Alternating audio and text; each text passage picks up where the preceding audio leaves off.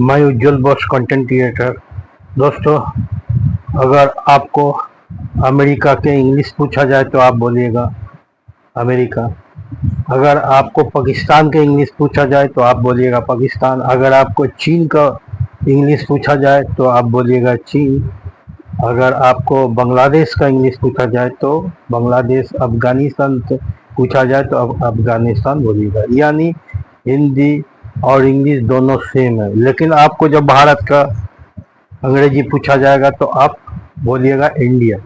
अंग्रेजों को जमाने से आईपीसी इंडियन पेनल कोड जो 1860 से लागू था, आईईएस इंडियन एविडेंस एक्ट जो 1872 से लागू था, और सीआरपीसी 1 अप्रैल 1974 से लागू था, जो अब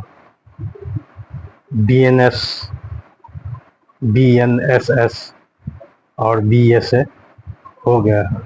जैसे पहले आईपीसी था इंडियन पेनल कोड, अब वो बीएनएस हो गया, यानी भारतीय न्याय संहिता। पहले सीआरपीसी था क्रिमिनल प्रोसीड्यूर कोड, अब ये हो गया आपराधिक प्रक्रिया संहिता। पहले था इंडियन एविडेंस एक्ट, अब ये हो गया भारतीय साक्ष्य अधिनियम। 1 जुलाई 2024 से कानून इंडिया को हटा दिया गया, जिसमें भारत आ गया। अब जो भी एफआईआर होगा, जो भी केस दायर होगा, सीआरपीसी आईपीसी से नहीं, वो सिर्फ बीएनएस भारतीय न्याय संहिता या आपराधिक प्रक्रिया संहिता इसी में होगा, जिसमें बहुत सारा चेंजिंग भी हुआ। पहले के कानून में दंड पे जोर दिया जाता था, लेकिन अब न्याय पे जोर दिया गया। कोर्ट के कार्यवाही, पुलिस के कार्यवाही में भी बहुत सारा चेंजेस। पहले आईपीसी के 511 धारा होता था, भारतीय दंड संहिता में सिर्फ 358 धारा रह गया। हत्या का मामला जो आईपीसी की धारा 302 में दर्ज होता था, वो बीएनएस में अब 103 में दर्ज होगा। क्योंकि मैं कोई लॉ का स्टूडेंट नहीं हूँ, मेरा जो सूत्र से जानकारी मिला उसी हिसाब से मैं बताऊंगा। प्रक्रिया में बोलने में अगर त्रुटि होगा तो आप कमेंट बॉक्स में लिख सकते हैं। नया कानून आने से अब साधारण नागरिकों को फायदा होगा, न्याय भी जल्दी होगा। नए कानून में अब देश के किसी भी स्थान से ऑनलाइन एफआईआर दर्ज कर सकते हैं। ये ऑनलाइन एफआईआर कैसे दर्ज होगा, ये भी मैं एक अलग से वीडियो कोई घटना बंगाल में होता तो आप झारखंड में, बिहार में या दिल्ली में भी एफआईआर दर्ज कर सकते हैं।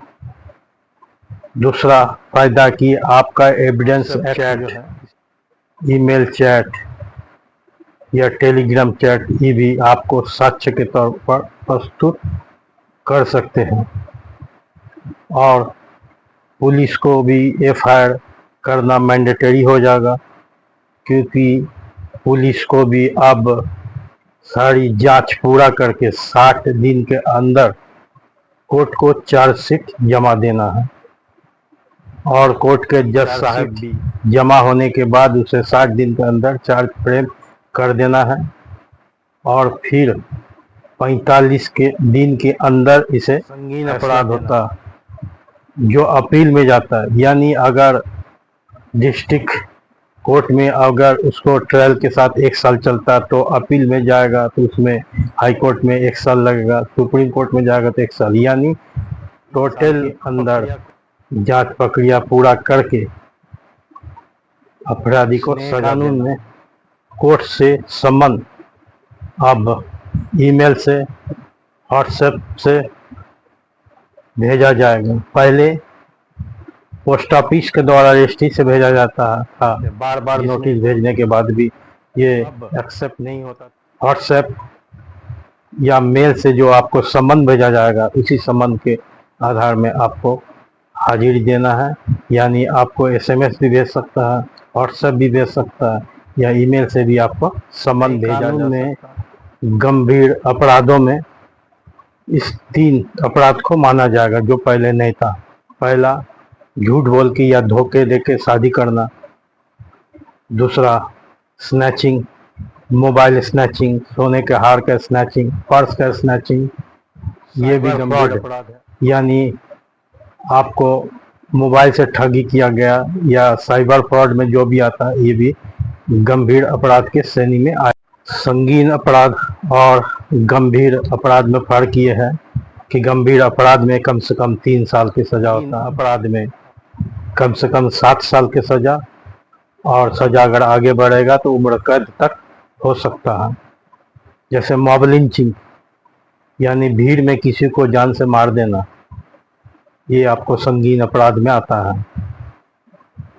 गैंगरेप, किसी नाबालिग के साथ बलात्कार, ये भी आपको संगीन अपराध में आता है, जो कम से कम 7 साल की सजा होगा और अधिकतम उम्र कैद। मेरे विचार से अगर इस नए कानून के सही से पालन किया जाए तो भारत में अपराध घटेंगे और साधारण नागरिकों को न्याय मिलेगा। जल्दी से जल्दी कानून प्रक्रिया खत्म होने की वजह से उस पर एक मैसेज आएगा कि मैं अगर अपराध करूंगा तो मुझे सजा निश्चित होगा, जिसके कारण अपराध भी घटेंगे। इस नए कानून को इस तरह से बनाया गया जिसमें साधारण नागरिकों को जल्दी से जल्दी न्याय मिलेगा। जो सालों भर से कोर्ट कचहरी के चक्कर में फंसे रहते हैं, वो बच पाएंगे अगर सही से पालन हो, नागरिकों को सही से न्याय मिलेगा और कानून की प्रक्रिया भी जल्दी से खत्म हो।